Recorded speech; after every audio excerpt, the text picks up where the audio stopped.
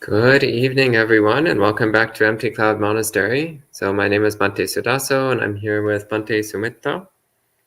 And this is our weekly monk chat, your opportunity to ask any random question you might have related to Buddhism, whether directly or indirectly, on any topic whatsoever, and we'll do our best to answer. So we can start by paying homage to the Buddha, and then as soon as some questions appear, then we'll start answering questions. So we can start with the homage to the Buddha. Namo tassa bhagavato arahato samma sambuddhassa. Namo tassa bhagavato arahato samma sambuddhassa. Namo tassa bhagavato arahato samma sambuddhassa. Buddhang dhammang sanghang namasami.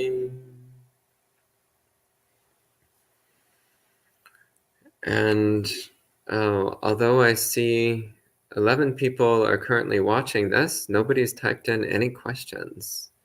So if no questions appear relatively shortly, then this might be the shortest monk chat on record. So far it's never yet happened that we had a monk chat that ended with no questions, but today might be the day. So hello to Amaranta, Sam, and Karen. Good to see the three of you joining in.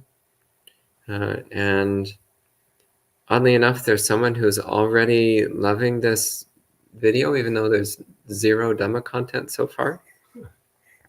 So hopefully that's anticipation. And, a question. Patricia asks, would the Venerables please talk about how to skillfully relate to feelings, especially on avoiding the pitfalls of romanticizing them? Well, actually, my first thought is it depends what you mean by the word feelings. So do you mean emotions, or do you mean Vedana? So Vedana in the sense of sensations perceived as pleasant, unpleasant, or neutral. So the English word feeling can have either of these two meanings in Buddhism. And depending on which meaning you have, that radically changes the question. So if by feelings you mean emotions, well, it's important to recognize that emotions are a normal part of having a mind, and things, okay, Patricia clarified she means emotions. Yeah, emotions are just a normal part of having a mind. So whether you're a human or an animal or a deva or anything else, it's normal to have emotions. And emotions appear as the result of past causes and present conditions. So the arising of an emotion is not necessarily something that we have any control over, because it's arising as an effect of past causes. But what we do once the emotion is present is a choice that we can make. So romanticizing emotions, that doesn't really make any sense to me. It's like romanticizing the length of your hair. It's like, well, it's just hair. The current length of your hair is the effect of past choices, past causes. Or romanticizing your health, whether it's good or bad. Well, it's just the effect of a past cause. It doesn't really mean anything. What we're much more interested in is to ask ourselves what the proper choice to make in the present moment is. So given our current condition, so given our present emotional condition, what are the wholesome choices that we can make? So there's nothing particularly special about any particular emotion. It's just information about the past conditioning of our mind. The much more important thing is to ask, how can we make decisions which lead towards awakening? So the Buddha does talk about evaluating the wholesome or unwholesome quality of any particular emotion, any mind state, any thought, anything whatsoever. And if something is wholesome, then we should make an effort to preserve it and to improve it, increase it. And if something is unwholesome, then we should make an effort to let it die out, to diminish, and also to try to prevent it from coming up again in the future. Again,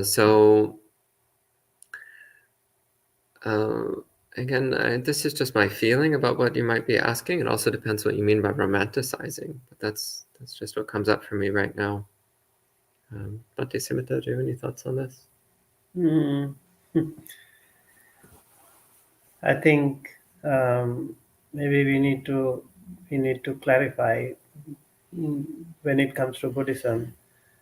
Through the 6 faculties, we experience things, right? So either through eye, nose, tongue, body, ears, or mind, we experience things. And depending on the way we look at things, way we perceive things, the experience can become either pleasant or unpleasant or neutral. And the very same experience can become different experiences to different people, depending on the way you look at things. So maybe different temperament, people with different temperament also can see things in a different way. Let's say somebody um, with a um, predominantly aggressive character, they can see things differently. If someone does things very slowly, carefully, beautifully, maybe that person doesn't necessarily like it.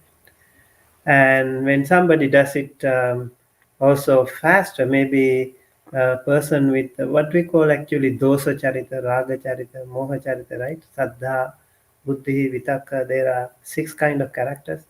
So depending on their temperaments, they see things, they perceive things differently.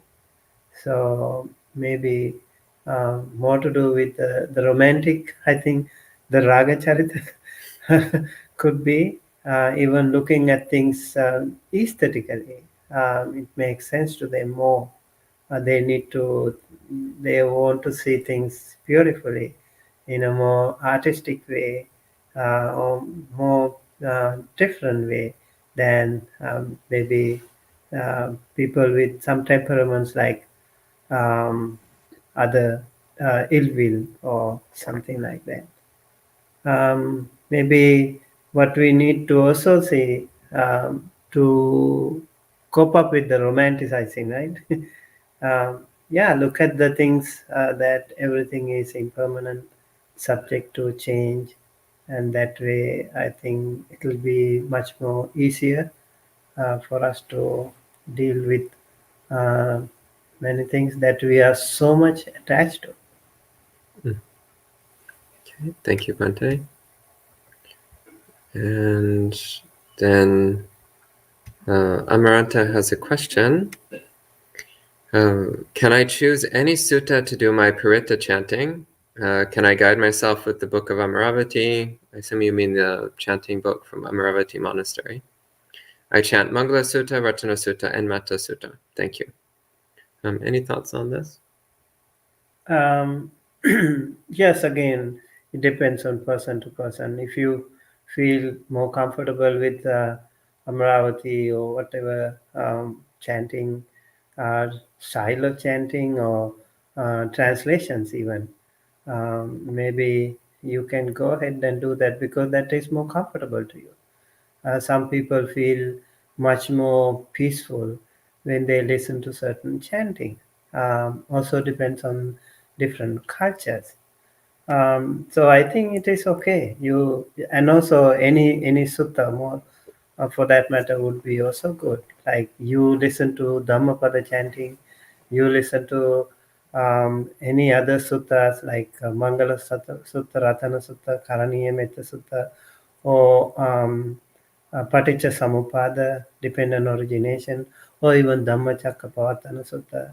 There are so many wonderful, wonderful suttas that you can keep listening to. Even Satipatthana Sutta, they are all really wonderful. Maybe listening to them will give you some kind of an inner peace, maintain some peace, but also it will be much more meaningful if you look into the deeper meanings of the content and then meditate on that.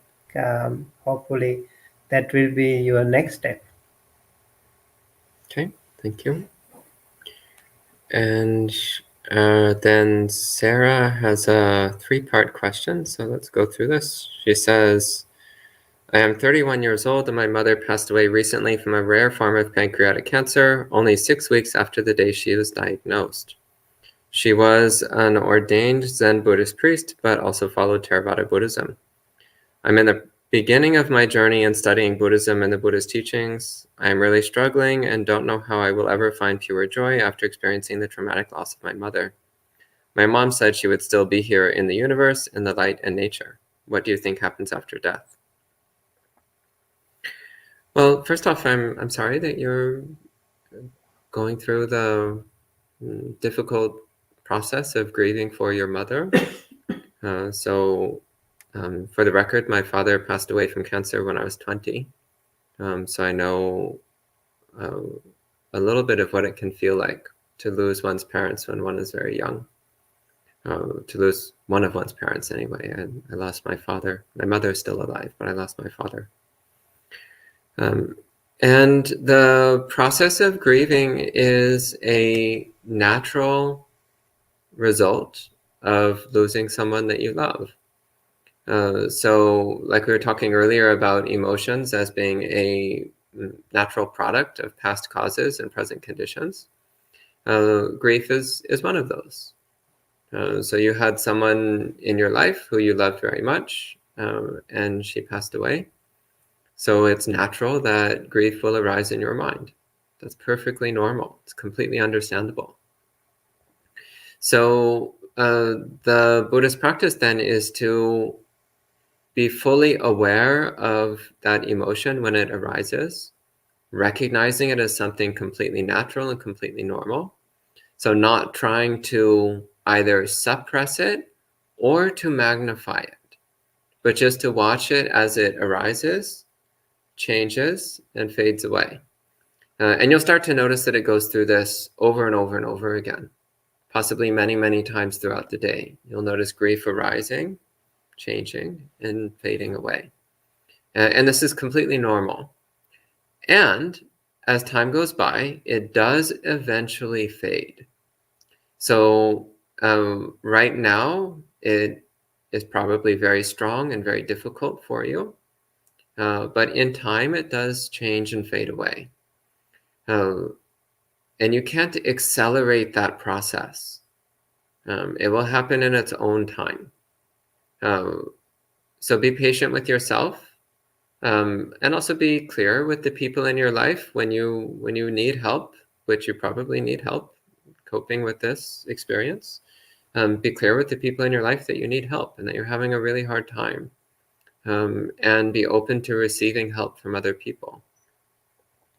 Because it is a very difficult experience to lose a loved one, especially someone who's very close to you.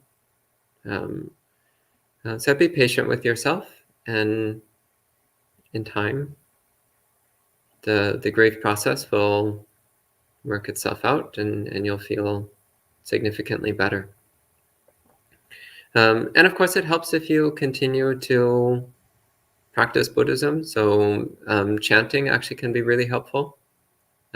Chanting the qualities of the Buddha, chanting Puritas, as was asked about earlier. Of course, doing meditation every day. Again, metta meditation is particularly recommended for these situations. And as for your question about what happens after death, well, the standard Buddhist answer is that we are reborn and live another life. And the life that we live, the conditions in that life are determined by the choices that we've made in the past.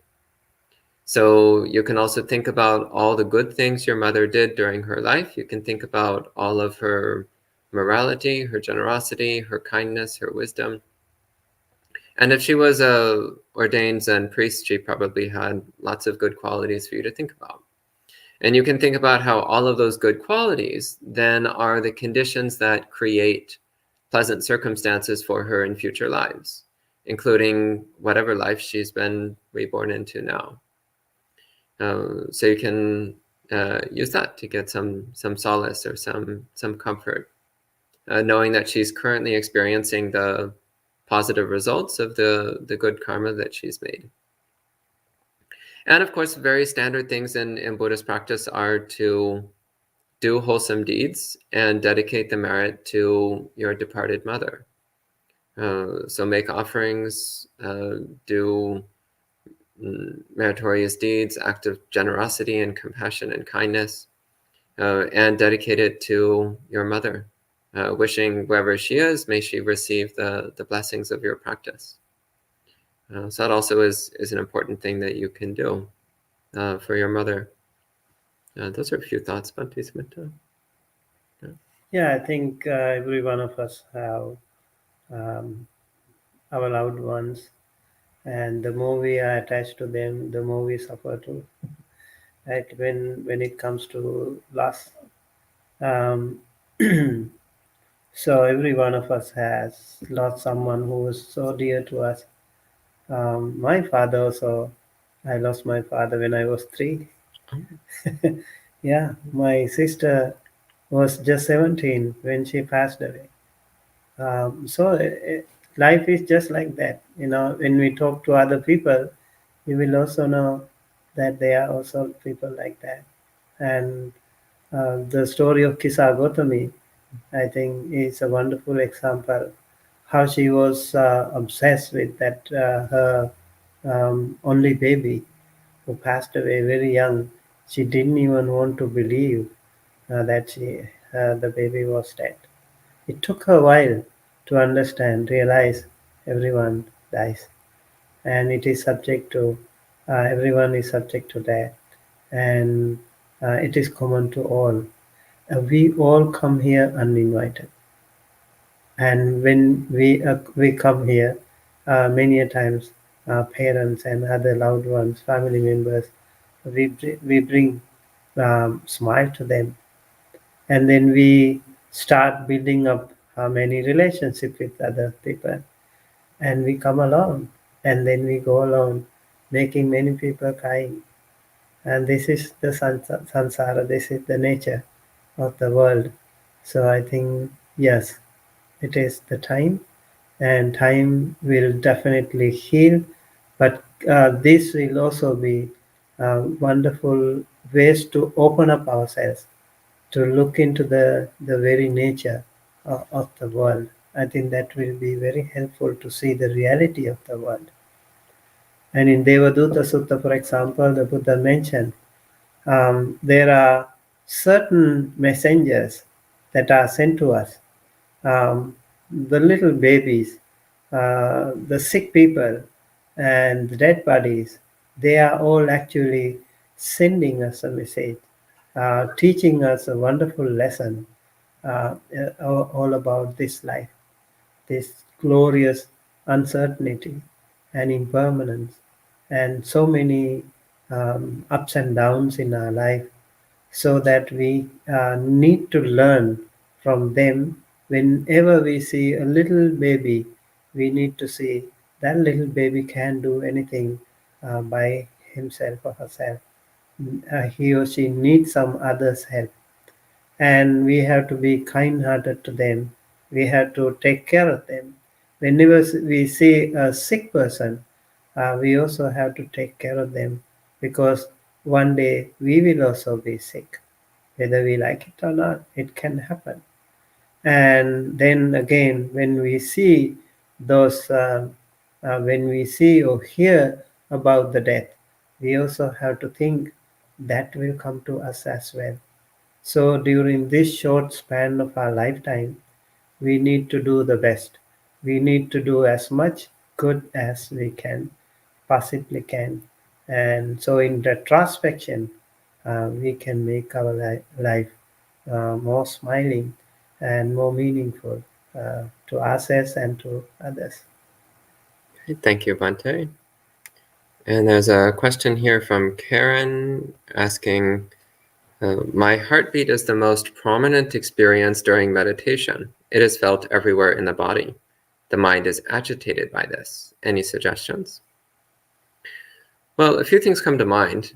First off is that you might consider making your heartbeat your object of meditation. Focus all your attention on clearly feeling your heartbeat and see if you can start to develop equanimity towards that sensation. Because, as you mentioned, it's part of your body. And at some point, we need to learn how to be fully aware of and peaceful with the experience of our own body. But if that's too challenging for you right now, then you might just do something completely different. Do a meditation practice which is not directly related to your body. So something like loving kindness meditation. It's really hard to go wrong with doing metta. Actually, we have here in the room our friend Belinda, who made this lovely little needle point that says, metta is always the answer. So it's never the wrong answer to do metta. It's always useful. But yeah, I recommend using your heartbeat as your meditation object and just recognize this is just what it feels like for the body to keep itself alive. This is a completely natural function of having a body. Any thoughts? Yeah, I think it's good to have that you recognize it, right?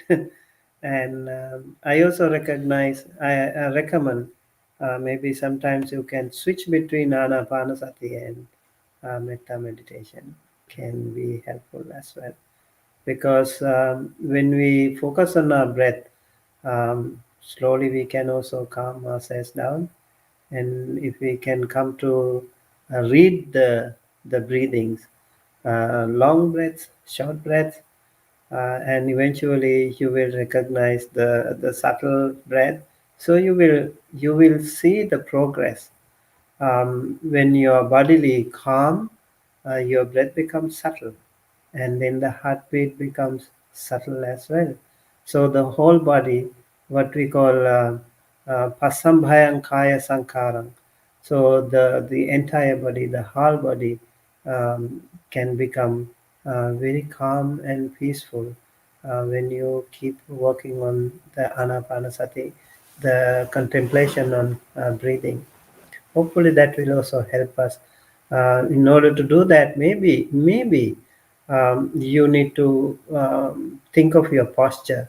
When you do this meditation, make sure your body is straight, and so your respiratory system works smoothly.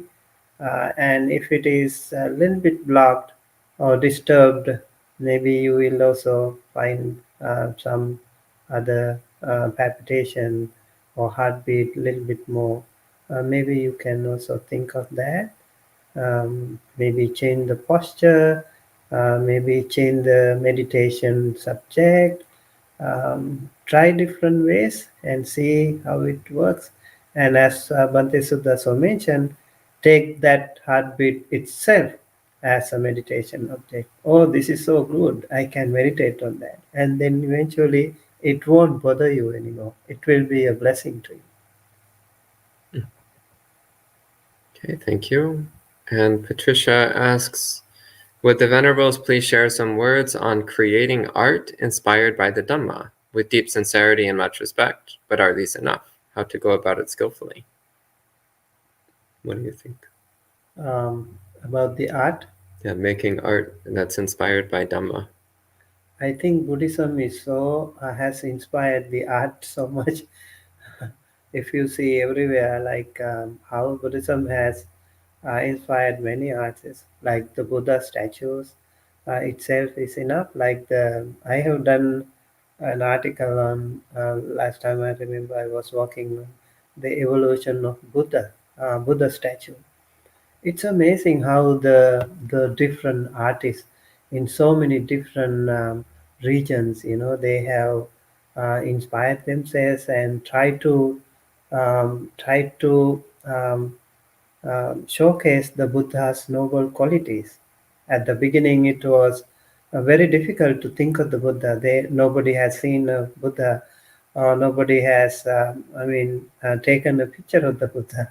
So it would have been very difficult. So, seen through the suttas, the qualities of the Buddha, they tried to um, try to include those Buddha qualities to some of the statues. At the beginning, they were only there were sandals, there were Dhamma wheel, and there were just empty seats used as the Buddha, symbol of Buddha, because they were scared to um, make the Buddha statue.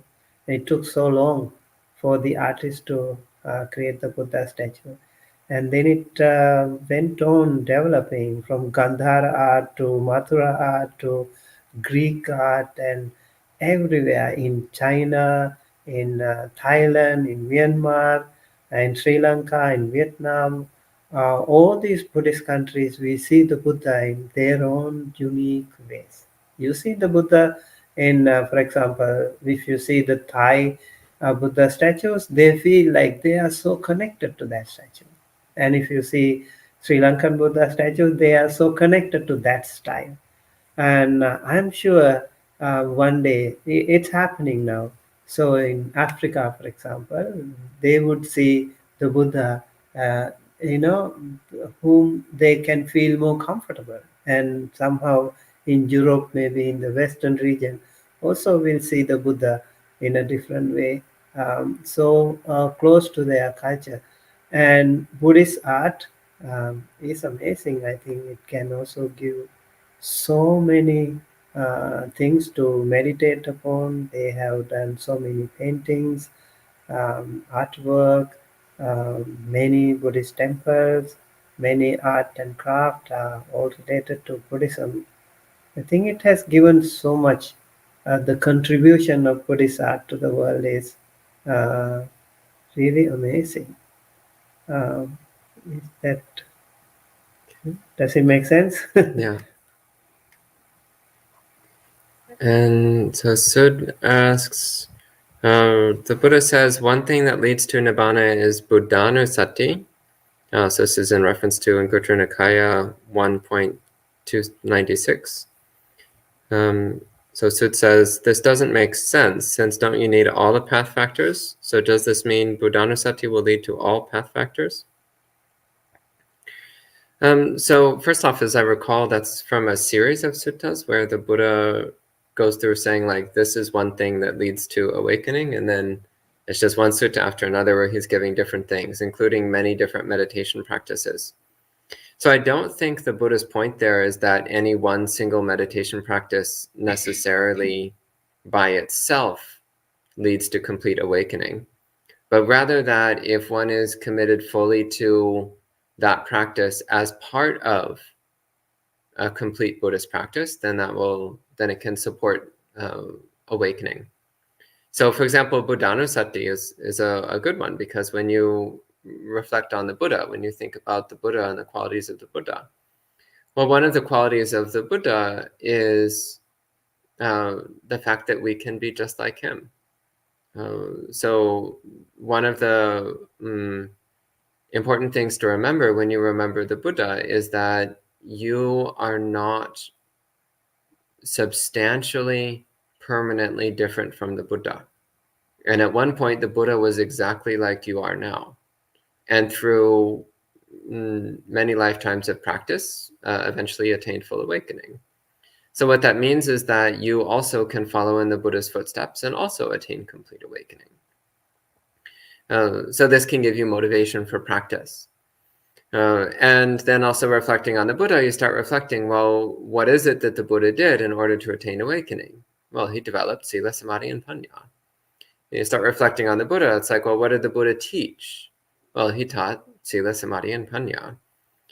So then that starts to motivate you to commit yourself to practicing sila, samadhi, and panya. So in this way, although Buddhanussati in and of itself does not lead to awakening, it can be part of a complete practice. It can be a way of motivating ourselves to practice in a complete and thorough way. So I don't think that Buddhanussati in and of itself leads to all the path factors, but it can be a support for developing all the path factors. Bhante? Yes, I think there are so many meditation methods that people can follow.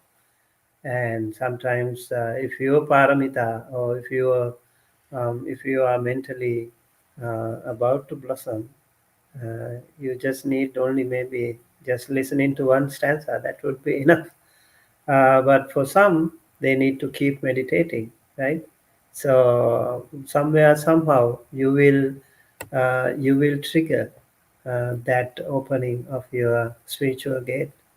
So keep working on, try different meditations. If you think Buddha Anusati works for you, go ahead and do that.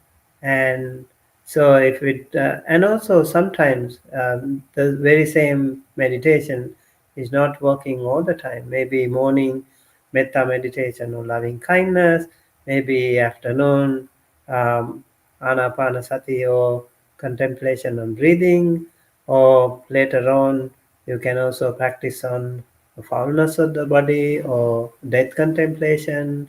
So many meditations are there. You can practice, you can experiment yourself and see what works best for you. Then Anonymous asks, to enter the jhanas, do you have to get rid of all craving? No, but you do need to temporarily set aside any interest in sensory stimulation. So the complete elimination of craving only comes with full awakening. And you can enter jhana when you don't even have any stage of awakening. But in order to enter jhana, you do need to temporarily put down desire for sensory experiences, which can help you in starting to learn how to put down craving. So it can contribute to eventually being able to get rid of all craving. But it's not necessary in order to enter jhana to get rid of all craving. Good, clear enough? Yeah, I think the five hindrances, right? You need to temporarily suppress the five hindrances. I remember in Mahanidesa and many other suttas, it talks about we have three levels of getting rid of the defilements. One is tadanga, that is temporary.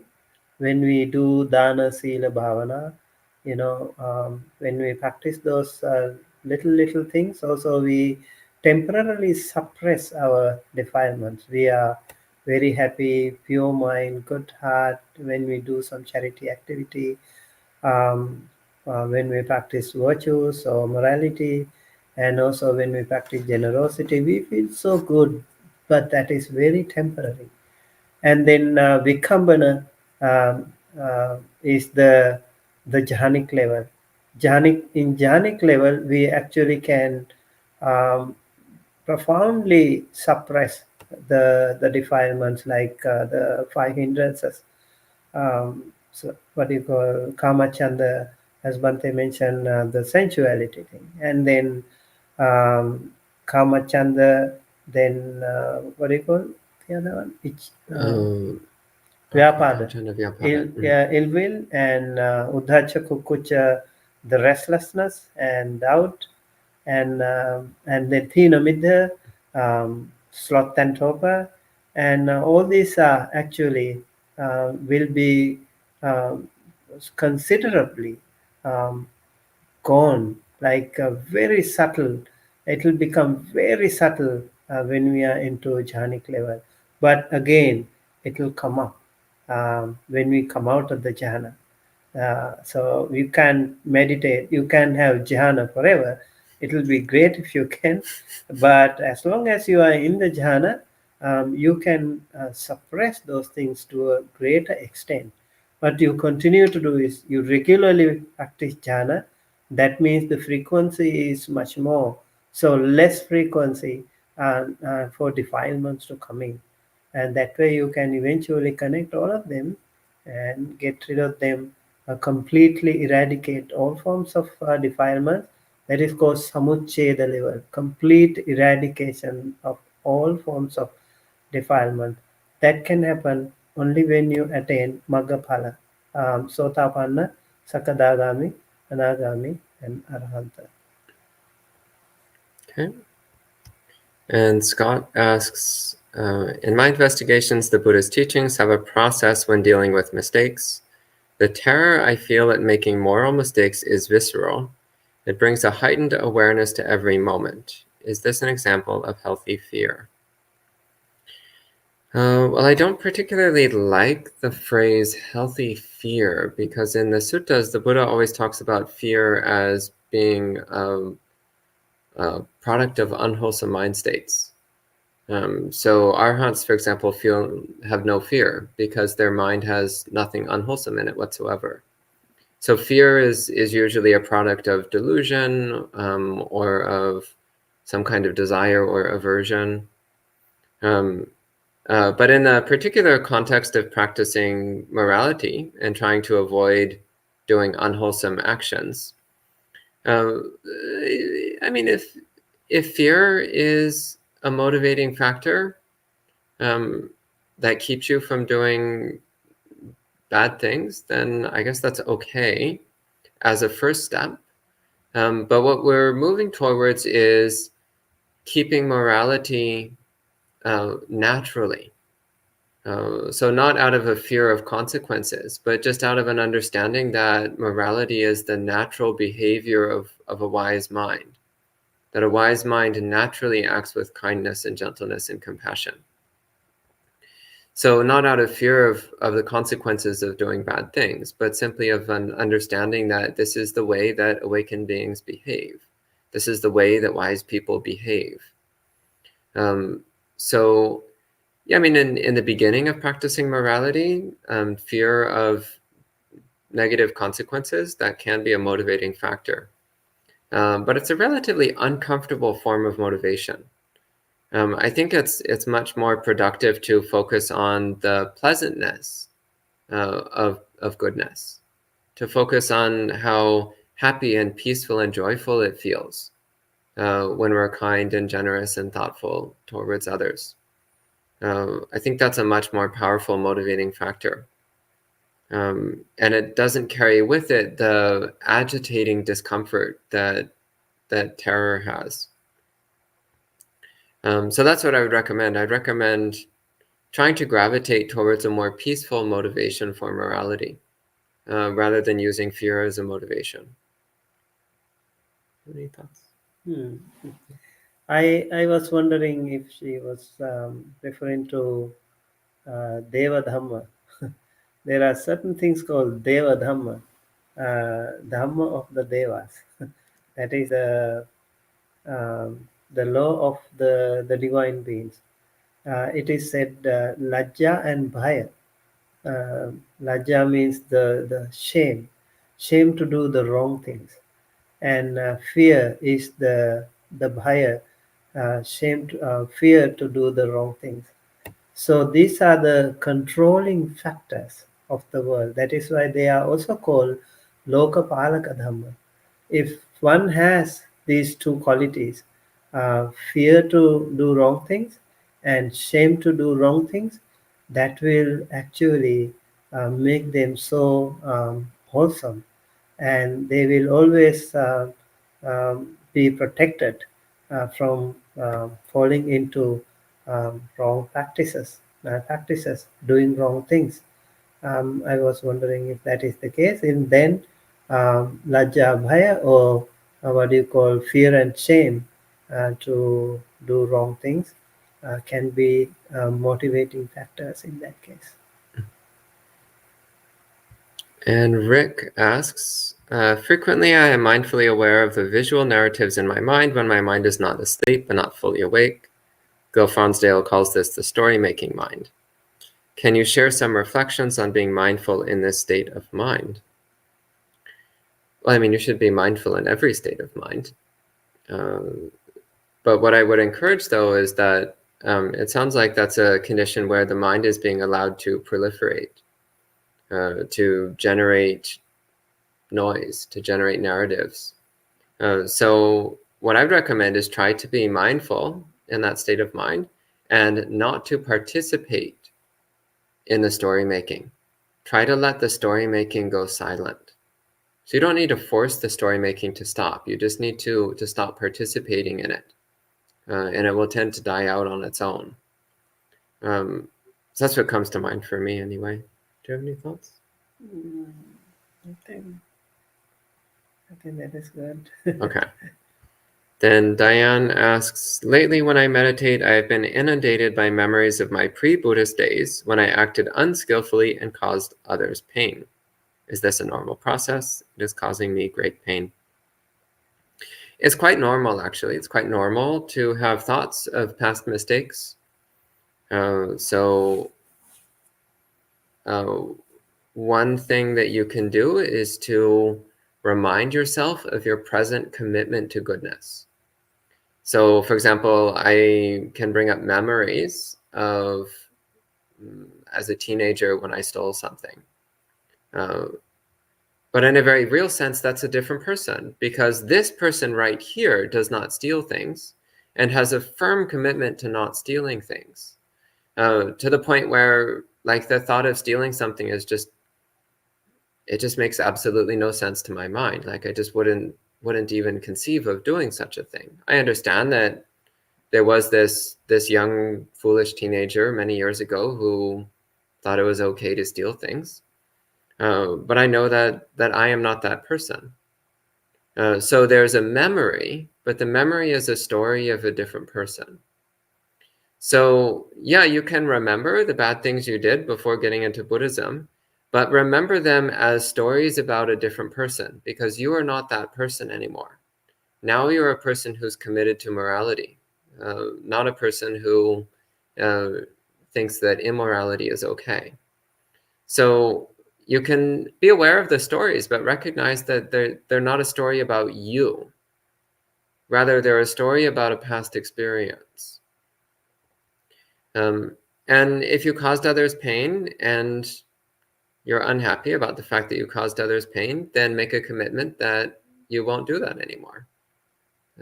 Make a commitment that instead you'll try to help people, bring happiness to people. And then come back to your meditation object. Okay? Anything you want to add? I think, yeah, we are not perfect, right? We try to be perfect through this imperfect life. So the Buddha said actually, Atitang nanuso chanti nappajapanti nagatang pachupannena yakanti tenavanno pasidati. In Sangyutta Nikaya, Devata Sangyutta, this stanza is said by a monk, also said by, it is repeated in some other places as well. It says like, you don't repent on your past. Things happen, whatever happened. And also you don't daydream about your future. Future is yet to come. And why do we actually worry about the future that has not yet come? So the past is already gone. We can't do anything about that. But the best thing is to stay at the right moment, stay at the present moment. So meditation is just about that. Our mind is jumping to either past or to the future. Our challenge is to keep the mind at the present moment. And if we can keep the mind at the present moment, we'll be able to be happier forever. Now we are happy. Every time we are happy, right? And so don't worry about the past. If this was the case, Angulimala would not have become Arahant. He has done so many bad things in the past. But the Buddha helped him not to worry about the past. Stay right here, right now, and focus on your present moment. And that way he could actually get rid of all the samsaric suffering. And he became an arahant, an enlightened being. So if he could do it, a person who killed so many people, and we could do too. We could get rid of all the shortcomings that we have done in the past. And if we are committed to correct ourselves, rectify ourselves, if we are ready to accept our mistakes, and then there is more chance for us to also be enlightened. Great. And Rick asks, how do we skillfully relate to the passage of time in living an inspired practice without feeling too pressured by our short lifespan? What do you think? Yeah, can you please repeat that, the first part? How to skillfully relate to the passage of time. So living an inspired practice, but not feeling too pressured by our short life. Yeah, life is definitely short. We can be inspired by every time we see the sunrise in the morning, sunset in the evening. It reminds us the impermanence and the shortness of life too. And you see, every time we see the beautiful flowers blossoming in the morning and then fading away in the evening, and that again is a constant reminder of our own life. And that is why when we offer flowers to the Buddha, we think of them. Um, uh, like puppha milayati yatha idame kayo tathayati vinasubhavam. Just as this flower decays, so is our body. We also die. So it is actually a profound meditation when we offer flowers, also lamb, and also some incense. They all give us a powerful lesson, a meditation practice for our own life. So think of it like um, every night we go to bed and we wake up in the morning, and in between it's like a temporary death, several hours of death, right? So it's a good practice. It's a good lesson for us. Train ourselves for the bigger sleep later on. So if we keep thinking of it, and that will be very helpful. And some people go to bed, never wake up, right? And also every time we breathe in and we breathe out, we can think like breathe in is like the birth, breathe out is like the death. And every time we wink our eyes, we close our eyes, we don't see anything. It's like the death. We open our eyes, we see the light. It's like the birth. So every time we have many things in the nature around us that we can learn about the shortness of life. So what is more important? Right now, right here, we need to do good and be good. So make our life more meaningful, and no regrets, no daydreaming. Just be happy right here, right now. Great, thank you, Bhante. And Faze asks, what is the perfect thing to consider as an object in a meditation? Can we consider a picture of the Buddha? So the perfect meditation object is whatever works for you in that at that time. So there is no single perfect meditation object for everybody at all times. I mean, one of the most commonly taught methods, of course, is mindfulness of breathing. But if you're going to do mindfulness of breathing, it's really important that you learn the 16-step instructions that the Buddha gave for mindfulness of breathing. You can just sit around focusing on your breathing for 100 lifetimes and not be any closer to awakening. But the Buddha's 16-step instructions for mindfulness of breathing are a complete path that brings you through concentration to the development of wisdom. But yeah, I mean, what's the right meditation object? experiment with different kinds of meditation and start to learn how different meditation methods affect the mind in different ways, and start to feel the conditions of your own mind so that you can know which meditation object to use under different circumstances. So focusing on a picture of the Buddha, that can actually be a powerful way of meditating. Or gazing at a Buddha statue or a picture of the Buddha, yeah, that can be very, very useful. So try it out, see what it feels like.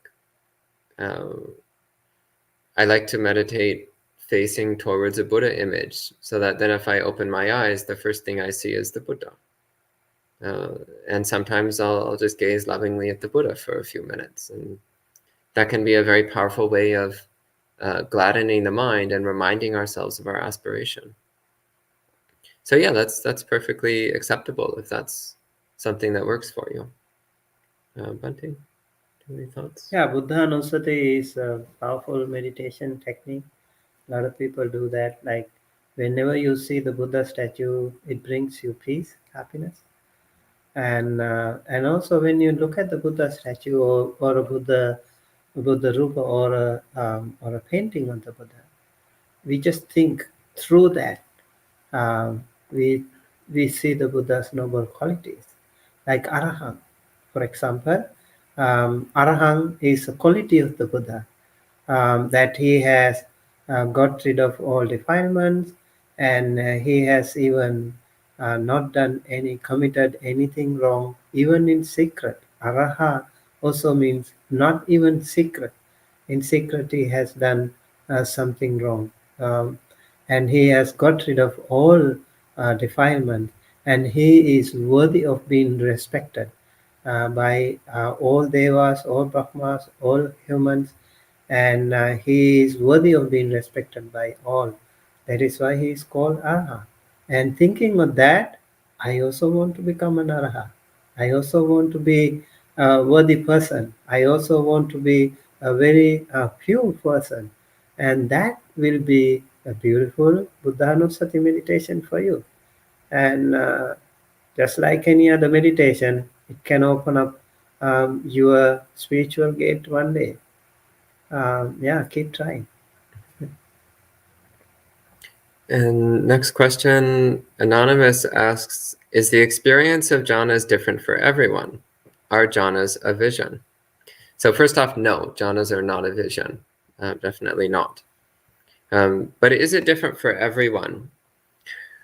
In the sense that everyone has their own particular conditions of body and mind. So then, of course, there'll be some variations in experience because of that. But the basic qualities, the basic aspects of the experience of jhana are the same for everyone. The Buddha, he gives the standard definition of jhana, and then he also gives some variations on that in a few different suttas. But it contains a certain discrete number of qualities, qualities of mind, aspects of the experience, characteristics. And those characteristics are going to be experienced by everyone who enters jhana. Otherwise, it's not jhana. It's what defines jhana. So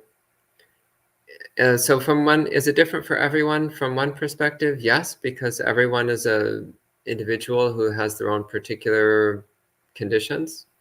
And on the other side, you can say, no, it's not different for everyone, because jhana is defined as an experience which has particular characteristics. And if you have those characteristics, then it's jhana. If it's jhana, it has those characteristics.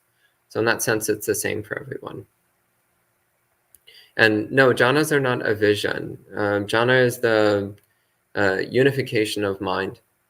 It's the perfection of samadhi. It's when the mind is completely stable, sharp, alert, and joyful, without needing to do anything at all. So it's not a vision. It's an experience of mind, but it's not a vision. And it doesn't even necessarily have a visual component. I mean, even the distinction of the different senses becomes irrelevant when one is in deep samadhi.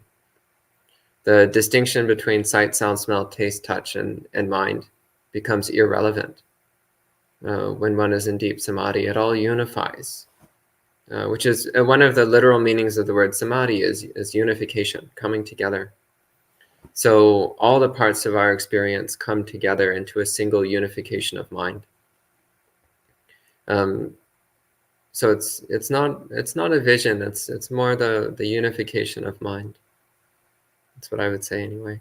Do you have any thoughts? Yeah, I think it's about the five jhanic factors, right? Vitakka, vichara, piti, sukha, ekaggata. So applying thought and also sustained thought, and then the piti is that rapture, the joy that you gain through this will be unprecedented. You have never ever experienced such a wholesome happiness, joy, um, as when you are into jhana, and also sukha, the comfort, and also the ekaggata.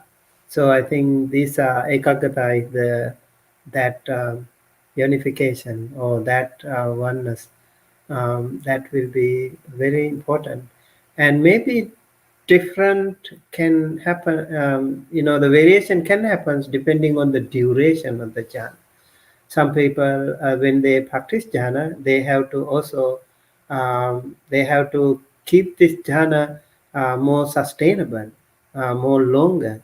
And the longer you can retain the jhanic power, so maybe that experience can be a little more different. For example, the anagami people or the arhant people, they also can do go into Nirodha Samapatti, it is said. And Nirodha Samapatti is again even more higher level of attainment, and they can keep practicing. They can sustain the jhana or samapatti or attainment for 7 long days without even having sleep, without having food. They can continue to be in that perfectly beautiful, sublime, wholesome state.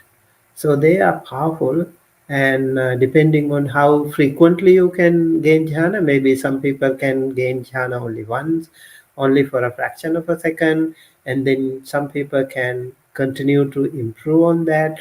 Duration of the jhana can be improved, and also um, you should be able to control. So it is also mentioned in Visuddhimagga and Abhidhamma Sangha. You can have more information about these things if you want to learn more about those characteristics and other things about the jhana.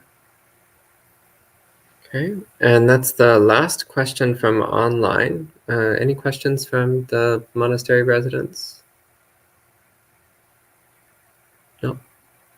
Okay, so I think that's it for this evening. So we can go ahead and end our monk chat session at this time with three sad. Oh, one more question. Okay, so we have another question from Rick, so we'll go a little bit longer. Rick asks, what are skillful actions to take at times in our practice when we find ourselves just going through the motions? Keep going through the motions. That's actually very important. Even when your practice feels hollow and meaningless, keep doing it. Because what tends to happen is that as you keep doing it, your motivation starts to resurface, and you start to remember why you're practicing. It can also be really helpful to think about inspiring monastics who you've met or who you know about. It can be helpful to read biographies. Actually, that's something I found incredibly helpful in the early days of my monastic life when the going got difficult. I would read biographies of Buddhist monks. And part of what was so inspiring is that a lot of their life stories is talking about the difficulties and challenges they went through and how they eventually overcame their difficulties and became really wonderful practitioners. So I always found that very inspiring. So that's one thing you might consider doing: read biographies of Buddhist monks. And remember the pleasantness that's come as a result of your practice in the past. So the peace of mind or joyfulness of mind that you've sometimes experienced, however brief or however slight, remind yourself. And of course, think about the Buddha. It's never wrong to think about the Buddha. That's also a great way to keep us motivated. Yeah, just keep going through the motions. And that also builds up a resilience of mind, of being able to keep practicing even when you don't really feel like it. Okay. Anything you want to add? Yeah, I think you need to keep practicing and make sure it is registered in your system. When you keep practicing, for example, every day morning, 6 o'clock, 5:30, you meditate and you continue to do it. If you are a brand new meditation practitioner, just do it for 21 days and it will register in your system. So every day, 5:30, you don't have to do it. You will be automatically motivated. Hey, time to meditate. You will wake up, jump out of the bed, and you will go to meditate. So uh, yes, sometimes depending on the mood, depending on the circumstances, the weather, and other things can also be contributory factors. But you keep sitting, keep working, keep walking, keep thinking with your mindfulness, with your meditation, and then it will become very, very powerful. It will become a very integral part of your practice to make your life more wholesome and more energetic and more positive. Great. And that really is the last question this time. So we'll go ahead and end with 3 sadhus. So thank you all for joining in, and we'll close it this time. Sadhu, sadhu, sadhu.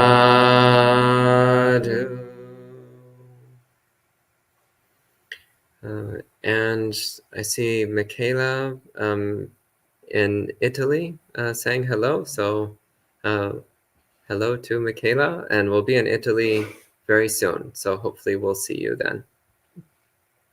And we'll see you all next time.